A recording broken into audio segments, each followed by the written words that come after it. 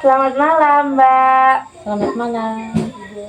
Perkenalkan, nama saya Vika, konselor di sini. Ini dengan Mbak siapa? Nama saya Ulfa, Ibu. Oh, baik Mbak Ulfa. Terima kasih sudah datang pada malam hari ini. Sebelumnya, Mbak Ulfa ini berasal dari mana? Saya berasal dari Batu Putih, Ibu. Oh iya iya, Mbak Ulfa dari Batu Putih ke sini naik apa? Saya bawa motor sendiri. Oh, Mbak Ulfa ke sini datang bersama siapa? Sendirian. Dari rumah Mbak Ulfa ke sini membutuhkan waktu berapa lama? Sekitar kurang lebih 1 jam, Ibu. Oh, lumayan jauh ya Mbak Ulfa. Iya, lumayan. Sebelum kita mulai, saya jelaskan sedikit ya Mbak Ulfa. Sesi konseling hari ini akan berlangsung sekitar 45 menit. Apakah waktu cukup untuk Mbak Ulfa? Saya rasa cukup, Ibu. Tujuan pertemuan ini adalah membantu Mbak Ulfa memahami apa yang Mbak rasakan dan mencari cara agar Mbak bisa merasa lebih tenang. Peran saya adalah mendampingi dan membantu Mbak Ulfa, sedangkan Mbak Ulfa berperan aktif menceritakan apa yang Mbak alami. Proses ini adalah kerjasama, bukan untuk menghakimi. Baik, Ibu, saya mengerti. Semua yang Mbak sampaikan di ruangan ini akan dijaga kerahasiaannya, kecuali jika berkaitan dengan keselamatan Mbak Ulfa atau orang lain.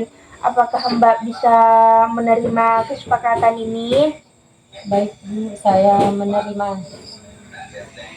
Jika di tengah sesi konseling ini Mbak merasa tidak nyaman atau lelah dan ingin bertanya, Mbak bebas menyampaikan kapan saja. Baik, Ibu. Baik, Mbak Ulfa, jika Mbak sudah siap, silahkan ceritakan apa yang membuat Mbak datang ke sini hari ini. Baik, Ibu.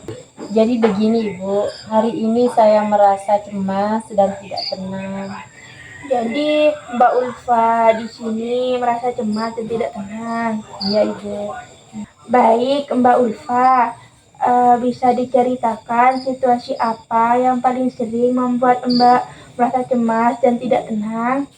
Jadi begini, Ibu. Jadi pada saat dosen menjelaskan, saya merasa cemas dan tidak tenang, Ibu. Apa yang biasanya terjadi ketika nama Mbak dipanggil ke depan untuk presentasi? Saya langsung panik, Ibu. Terus pikiran saya kosong dan saya gemetar. Jadi ketika Mbak presentasi di depan kelas, Mbak langsung merasa panik. Terus Mbak merasa tubuh Mbak bereaksi. Iya, Ibu. Berarti peristiwa presentasi di depan kelas menjadi penyebab utama munculnya kecemasan Mbak ya. Iya, Ibu. Itu terjadi setiap kali dosen menjelaskan, Ibu. Saat kamu melakukan presentasi, pikiran apa yang biasanya langsung muncul di pikiran Mbak Ulfa? Saya takut salah berbicara, Bu. Takut ditertawakan.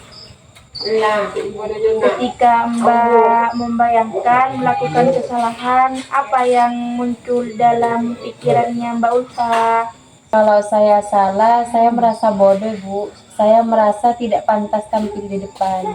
Dengan kata lain, Mbak Ulfa menilai diri Mbak Ulfa sebagai orang yang tidak berharga jika tidak tampil sempurna. Iya, Bu. Apakah Mbak Ulfa meyakini bahwa nilai diri Mbak Ulfa ditentukan oleh seberapa sempurna penampilan Mbak Ulfa? Iya, Bu. Saya merasa tidak boleh salah sama sekali. Jadi Mbak Ulfa sering menuntut diri Mbak untuk selalu sempurna. Iya, kalau saya salah, saya merasa gagal, Bu. Kalau saya tidak sempurna. Apa yang Mbak rasakan ketika pikiran-pikiran itu muncul? Saya merasa sangat takut, Bu, terus malu dan cemas.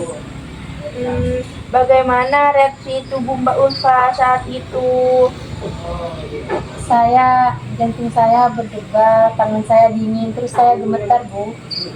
Apa yang biasanya Mbak lakukan untuk mengatasi perasaan tersebut? Saya mencoba menghindar, Bu. Kadang saya izin ke toilet, meminta teman saya untuk menggantikan. Menurut Mbak Ulfa, apakah cara tersebut itu bisa membantu Mbak Ulfa dalam jangka yang panjang? Tidak, Ibu, itu malah membuat saya semakin takut di lain waktu. Mari kita uji pikiran Mbak Ulfa yang katanya Mbak itu harus sempurna. Apakah menurut Mbak ada manusia yang tidak pernah melakukan kesalahan? Sepertinya tidak ada, Ibu. Apakah dosen atau teman Mbak Ulfa selalu tampil sempurna saat presentasi? Tidak juga, Bu. Mereka juga pernah salah. Apakah kesalahan otomatis membuat seseorang menjadi bodoh atau tidak berharga? Kalau dipikir-pikir, tidak, Ibu. Jadi, apakah adil jika Mbak Ulfa menuntut diri Mbak Ulfa harus sempurna sementara orang lain tidak? Tidak adil, Ibu. Berarti pikiran tersebut tidak rasional dan justru menekan Mbak Ulfa sendiri. Iya, Ibu, saya baru menyadarinya. Sekarang mari kita susun keyakinan baru yang lebih rasional dan membantu Mbak seperti mengubah keyakinan menjadi Mbak tampil dengan baik tetapi tidak harus selalu sempurna. Iya, Ibu, saya merasa lebih tenang dengan mendengarnya, Bu. Jika suatu saat Mbak melakukan kesalahan saat presentasi, apa maknanya sekarang? Berarti saya harus mencobanya lagi.